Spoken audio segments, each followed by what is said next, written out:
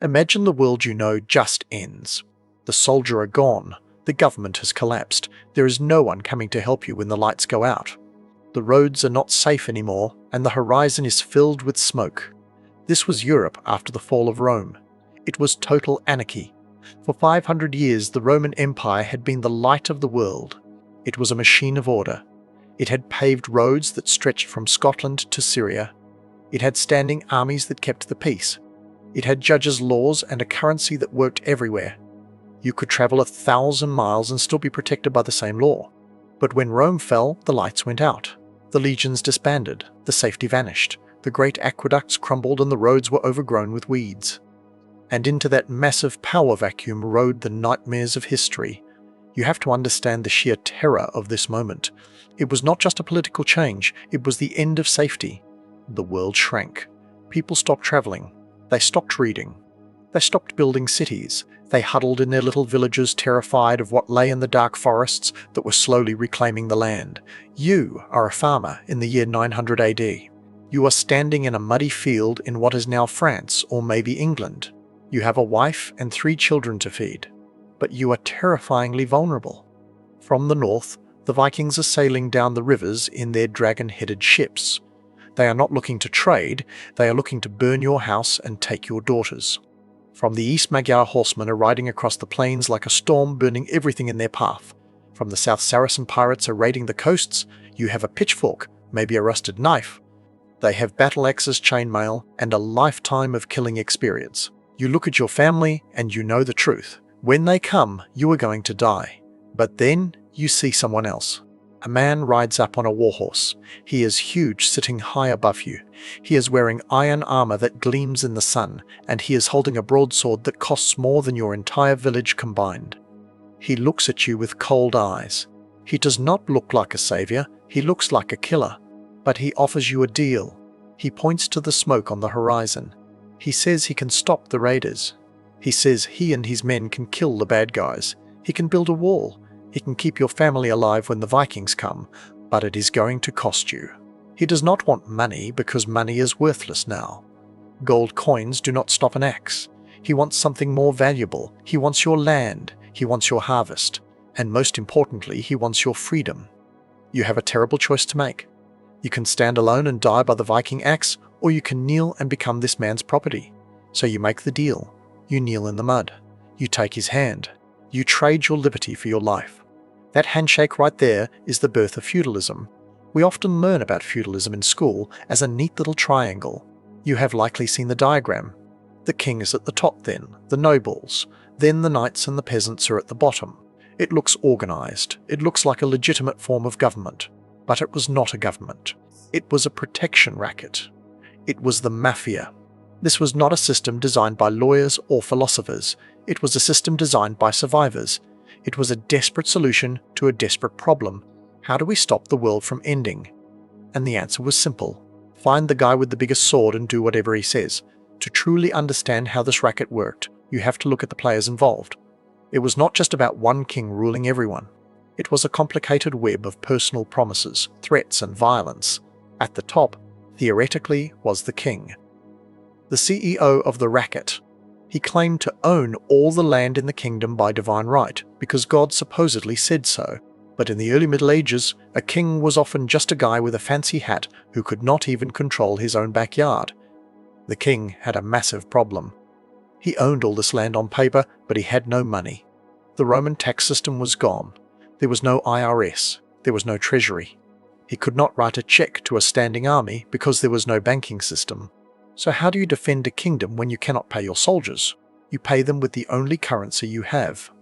You pay them with dirt. The king would carve up his kingdom and give massive chunks of it to his most powerful friends, the dukes and the counts. These were his vassals. In exchange for this land, which was called a fief, the vassal promised 2 things: loyalty and soldiers. If the king went to war, the duke had to show up with an army. He had to provide 40 days of military service every year.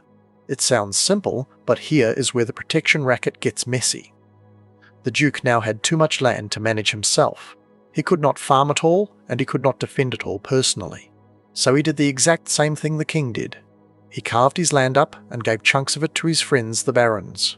And the barons carved their land up and gave it to the knights. It was a pyramid scheme of land and violence. Everyone owed something to the guy above them, and everyone owned the guy below them.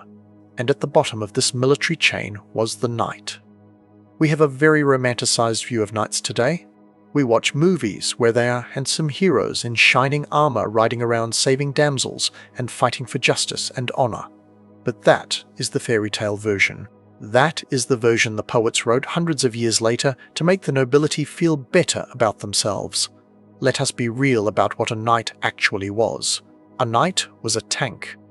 In a world where most people fought with sharpened sticks or rusted farming tools, a man on a horse in full mail armor was a weapon of mass destruction. He was invincible. You could hit him with a club and it would bounce off. He could ride you down before you even raised your weapon. He was the enforcer. He was the muscle. If you were a peasant, the knight was not your hero. He was your jailer. He was the guy who made sure you paid your rent. He was the threat that kept you in line. If you did not pay your taxes, the knight did not take you to small claims court. He burned your house down. He beat you. He reminded you who owned the sword. This entire system from the king down to the knight was built on violence. It was a military hierarchy designed for one thing: war. The king gave land to get an army. The nobles took land to build power, and the knights used land to pay for their armor and horses, which were incredibly expensive. A full set of equipment for a knight could cost the equivalent of a modern tank. But there is a third group we have not talked about yet. The group that provided the glue that held this whole racket together. The church. In the medieval mind, society was divided into three groups. They called them the three estates. There were bellatores, those who fought. There were laboratores, those who worked, and there were oratores, those who prayed. The church was the PR department for feudalism. They told the peasants that this system was not just a protection racket. They said it was God's will. The priest told you that God decided who was a king and who was a serf before you were even born. If you rebelled against your Lord, you were not just breaking the law. You were rebelling against the cosmic order of the universe. You were rebelling against God. And the church did not just talk. They were part of the racket too. Bishops and abbots were often just as powerful as dukes. They owned massive amounts of land. They had their own serfs. They even had their own knights. The church told you to accept your suffering in this life so you could be rewarded in the next, while they collected the tithe, which was 10% of everything you grew. So you had the knights holding the sword to your throat and the priests holding the keys to heaven. It was an unbreakable lock. But who actually worked the land? Who paid for the king's feast, the knight's armor, and the bishop's cathedral? That brings us to the victims of the racket, the silent majority, the serfs. If you lived in medieval Europe, there is a 90% chance you would not be a knight or a king. You would not be a priest. You would be a serf. The word serf comes from the Latin word servus. It literally means slave. Now, historians will argue about technicalities. They will say, technically, a serf was not a slave because he could not be sold individually. And that is true. You were not chattel. You could not be put on an auction block and sold to a guy in the next town. But you were bound to the land. That means you were part of the real estate. If a lord sold his castle, he sold the fields around it. And if you lived in those fields, he sold you too. You were inventory. You were listed in the ledger right next to the cows, the sheep, and the timber. Let us walk through a day in your life to understand the crushing reality of this system. You live in a one-room hut. The walls are made of wattle and daub, which is basically woven sticks covered in mud and manure. The roof is thatched straw. There is no chimney, just a hole in the roof so the room is always filled with smoke. Your eyes always sting. You cough constantly. There is no glass in the windows, just wooden shutters. In the winter, it is freezing. In the summer, it smells. You share this room with your parents, your children, and your animals. The cow and the pig sleep inside with you at night because their body heat helps keep you from freezing to death. You wake up before the sun. You have to. You work until the sun goes down. Your entire life is dedicated to one thing, which is caloric survival. You are ploughing fields with an ox, harvesting wheat by hand, and cutting wood for the fire. Your diet is monotonous. You eat bread. You eat pottage, which is a thick vegetable stew. You drink weak ale because the water might kill you. Meat is a luxury you almost never see. In fact, hunting a deer in the forest is a crime punishable by death. The deer belong to the Lord. If you kill one to feed your starving family, the Lord's men will hang you. But the hardest part of being a serf was not the work. Humans are used to hard work. The hardest part was the total lack of ownership. You did not own the land you farmed. The Lord did. And because he owned it, he took a cut of everything. Imagine you work all year to grow 10 sacks of wheat. The Lord takes 5 of them right off the top. That is his due. But he is not done yet. You want to grind your grain into flour to make bread? You cannot just do it yourself. That is illegal. You have to take your grain to the Lord's mill. And the miller keeps a portion of your flour as a tax. You want to bake that flour into bread? You cannot use your own oven. That is a fire hazard, and also it is illegal. You have to use the Lord's communal oven. And guess what? He keeps a loaf of your bread as a tax. You want to brew beer? Tax. You want to collect firewood? Tax. Even when you die, the Lord takes his cut. There was a tax called the heriot. When a serf died, the Lord was entitled to the family's best animal. So if your father dies, the Lord comes and takes your only cow, leaving your family with nothing just when you are most vulnerable.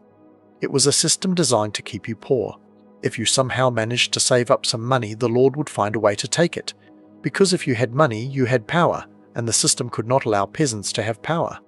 And you could not just leave. This is the part that makes it truly a prison. Running away was a crime. You were legally tied to your village. If you were caught on the road without a pass, you were branded, beaten, or dragged back in chains. You could not even get married without the Lord's permission. There was a tax called merche. If you wanted your daughter to marry a boy from the next village, you had to pay the Lord a fine. Why? Because if she moved away, the Lord lost her future children. He was losing future workers. Your reproductive rights were an economic asset to your owner. The Lord was also the judge, jury, and executioner. There was no independent court system. If you had a dispute with your neighbor, you went to the Lord's court. If you stole a chicken, the Lord decided your punishment. There was no appeal. There was no rights of man. The Lord held the power of high and low justice. That meant he could fine you or he could hang you. And the gallows stood on the hill outside the village as a constant reminder of who was in charge. It was a prison without walls. You were trapped by law, by force, and by custom. But for centuries people accepted it. Why? Why did they not rise up? Because the alternative was worse. Remember the Vikings? Remember the anarchy? As brutal as the Lord was, as much as he exploited you, the castle offered one thing that nothing else could: survival. When the warning bell rang, when the dust cloud appeared on the horizon, when the raiders came, the Lord opened the castle gates. You ran inside. You brought your family, your pigs, and your remaining grain. The knight stood on the wall and fought for you. It was a hellish bargain. You gave up everything: your dignity, your freedom, your labor for the chance to live through the winter. And for 500 years, that bargain held civilization together. It allowed Europe to slowly rebuild itself from the ashes of Rome. It created a stability that allowed towns to form, populations to grow, and culture to return. But nothing lasts forever. For 500 years this system held firm. The knight was the tank, the castle was the bunker, and the serf was the fuel. But by the 1300s, cracks began to form in the foundation. The world was changing. Trade was returning. The roads were safer. Ships were sailing to the east. A new class of people was emerging in the towns called the merchants. These people did not fit into the feudal triangle. They were not fighting, and they were not farming. They were making money.